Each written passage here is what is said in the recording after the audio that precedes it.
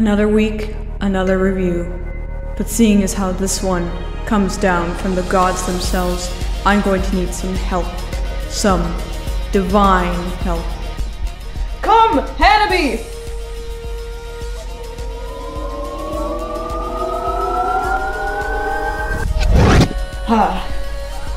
Yes, Hanabi. Now, we're ready to review.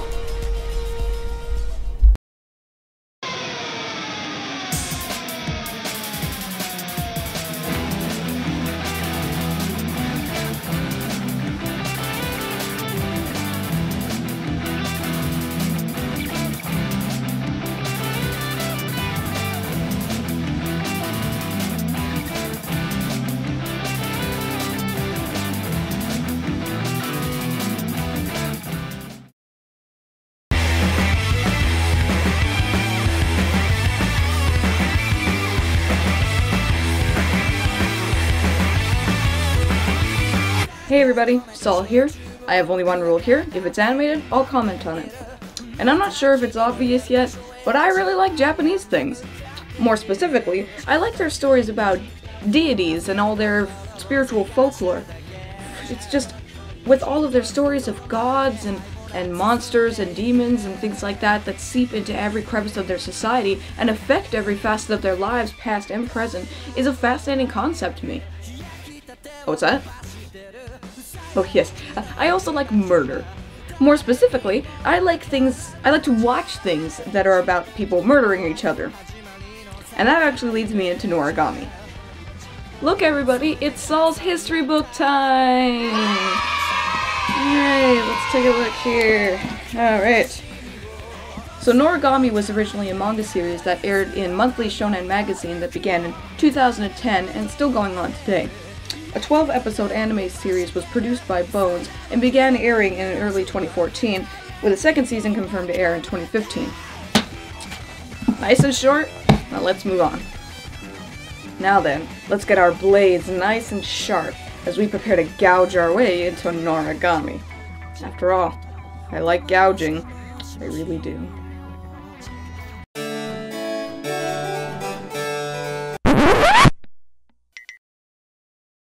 Noragami starts off with a strong first step in its plot, which involves a stray god named Yato who wanders around Japan and offers to do any job he gets for 5 yen in order to gain enough money to build his own shrine.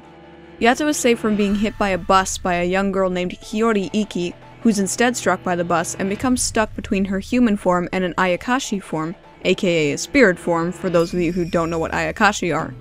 After paying Yato to help return her to normal, Hiyori gets swept up in the tumultuous world of the gods, Ayakashi, and the Shinki, sacred weapons wielded by gods who are the pure souls of the deceased. That's a lot of plot for just 12 episodes to go over, right? Well, the question is, how well does it handle its heavy plates of plot? And well, the answer is...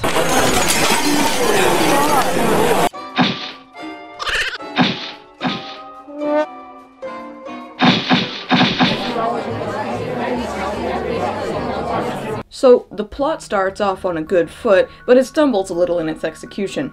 Can the characters fare any better?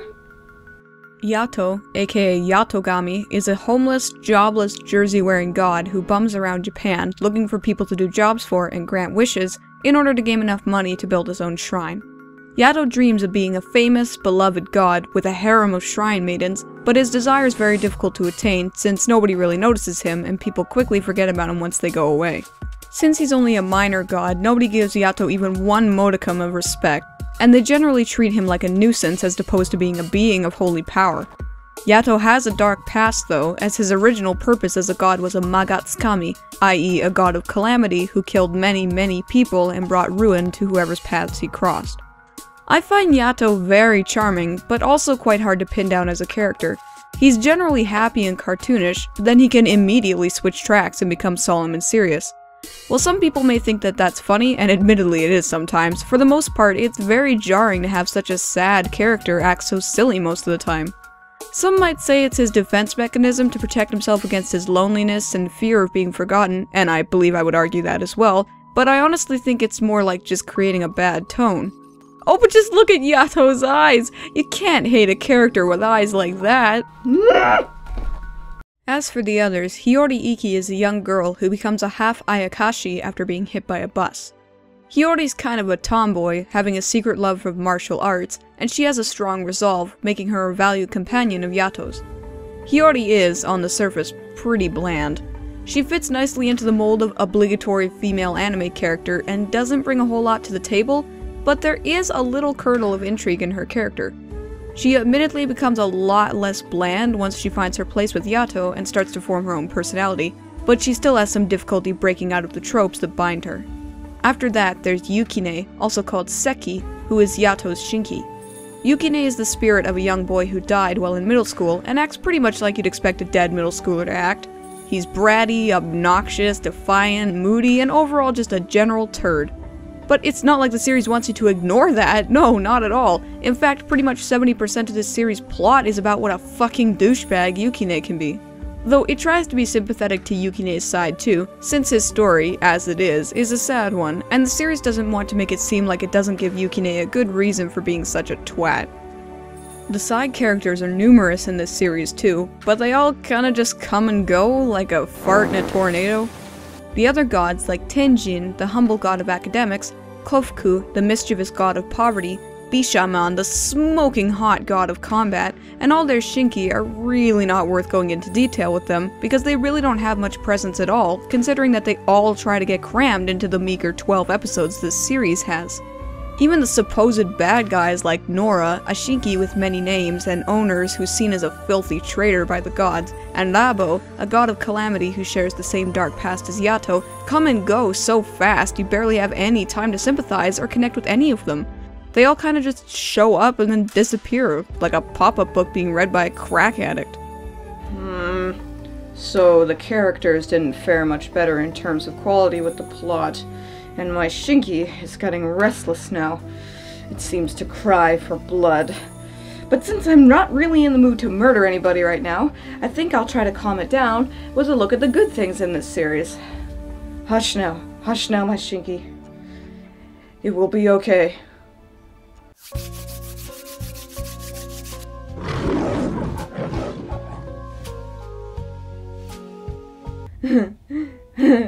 You know, I'm hoping, for the sake of everyone in the immediate surrounding area, that there's a lot of good things to say about this series, because I don't really want my Shinki to make me murder anyone today. Now then, the main thing that makes this series good is its plot. I know I said earlier that it stumbled in its execution, and that's true, but just the concept itself is very interesting. The idea of gods wandering the land, abandoned and forgotten with the changing times, is a great concept, and even though I have seen it done before, I still think it's entertaining and investing, no matter how many times I see it. You wouldn't really know it from a cursory glance, but the series is actually very sad at its core. Not depressing, no, just sad. After all, it's a story about death and the passing of time, the futility of dreams, and the selfishness of man, who create gods to do their bidding and then forget them and cast them out into the wild, leaving behind only the most storied and useful of them for their continued worship. But really, the sad nature of this plot is more often than not tucked away under the overbearing rug of forced comedy and only pokes its head out very rarely. Another thing that makes this series good is how it looks. Now, the animation quality isn't amazingly good or anything, but it has this sort of muted beauty to it that doesn't try to dazzle anyone, but still leaves an impact. The character designs are, to me, absolutely gorgeous, and are probably some of my favorite character designs in anime. I don't want to oversell it or anything, but they really are, for lack of a better word, beautiful and impactful, and I won't be forgetting them anytime soon. There, are you happy now, Shinki? What's that? You want me to talk about the bad things in this series too? Won't that just piss you off? Alright, but you better not be lying, because I don't want you to murder everyone in the 50-mile radius, and I don't want to make me do it. Whatever that means.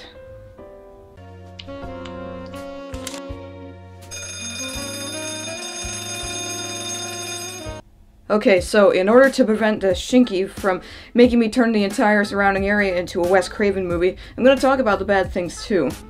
You know, I'm starting to think that maybe having this temperamental Shinki isn't such a good idea. The biggest flaw that this series has is its comedy. Like I said before, this series has a very sad plot and shadowy undertones, so it's kinda beyond me why the primary focus of this series is on being irreverent and childish.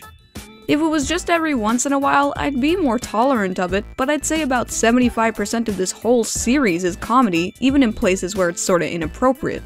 It just kills the darker and sadder aspects of the series for me when I know that the characters could just devolve into silliness at any point. Also, since this series only has 12 episodes, there's a distinct case of plot diarrhea going on here, and it's quite disappointing, honestly.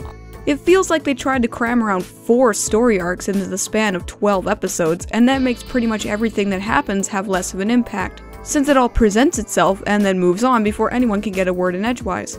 I'm sure that this is because there's another season coming that will bring more focus to the series, but as it stands now, the lack of focus is very frustrating. And, due to the lack of focus, that also means that very little is explained about the characters' actions. A lot of what happens in the series doesn't have an explanation to it, like why did the gods bother with eliminating the Ayakashi, and how exactly does a god come into being in the first place? Again, it may all be explained in the second season, but since this is a review of the first season only, it counts as a problem. Alright, so are you appeased now, Shinky? Hey, you can't talk to me that way, I'm your master! Alright, you know what, that's it, I'm done! You're finished! Alright, you're done, Shinky! Hanabi, now get out of my sight. Alright, now that I've cleaned my hands of that very unstable Shinky, let's just take a good look at my favorite and my least favorite episodes from this series. I'm gonna be honest here and tell you that I really don't have a least favorite episode for this series, but I do have a favorite episode for this series, so to balance it out and just to be fair, I will have to pick a least favorite, and I'm gonna have to say that Regarded with Hate would be my least favorite. In this episode, Hiyori visits a shrine with her friends, while Yato and Yukine fight some Ayakashi across town. The Shinki Nora finds Hiyori and steals her memory of Yato. Like I said, I'm not even sure if I can call this episode my least favorite, since it's mostly just a bridge between the previous conflict and the next one, so it's more of a neutral episode to me than a least favorite one. So we'll just move on. Now, I know I was a little bit wishy-washy with the least favorite episode part, but that's only because I wanted so badly to talk about my favorite episode, and that would have to be the episode Name. At this point in the series, Yukine has been stinging Yato with blight, which comes about when a Shinki has bad thoughts or gives into temptation, and Yato's blight gets to the point where it nearly kills him.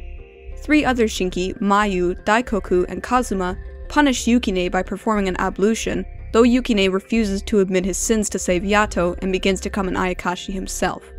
Well now, the reason why this episode is my favorite is just because it's a very tense experience, what with all the screaming, the pain, and just the fact that you're watching a young boy get tortured by having his flesh cut with spiritual power.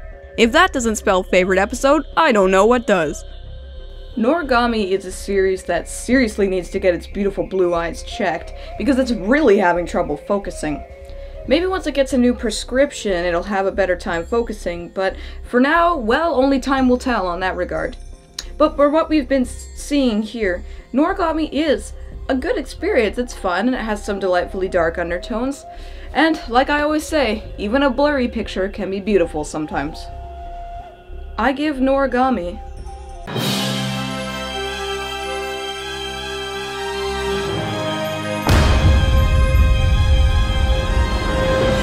3 eyes out of 5. So, Noragami, is it watchable? Yes, it really is, although prepare yourself for some serious tension at some points, and distracted silliness at the other points. Is it enjoyable? I would say that it is. It all depends on what you enjoy, though. Some people will enjoy it for its comedy, and some people will enjoy it for its darkness. Take your pick, they're both fine choices. Is it memorable? To me, personally, yes, absolutely. But in a general sense, I would say that's kinda all up to you. Because it's really about what you want in the end. But just remember, you have to be careful what you wish for, because someday that wish might come back and murder you and everybody else you care about. Oh, I just can't stay mad at you, Shinki. Hanabi. You're my little... Oh, shit. Hey everybody, thank you so much for watching my review of Noragami. I hope you liked it. If you want to see more of my videos, you can click the links, multiple of them, playing in the video right now to check out my previous videos. Or if you want to stay up to date with all the news on my show, you can check out my Twitch channel, Twitter page, or my Facebook fan page. The links are in the description as well as out there on the screen for you. As always, if you have an idea for an animated series or movie you want me to comment on, you can leave me a message in the YouTube comments, on any one of my social media platforms, or just message me in any way you can think of to let me know what you want to see, and I will add it to my list. Alright, thanks again for watching everybody, and I will see you next week.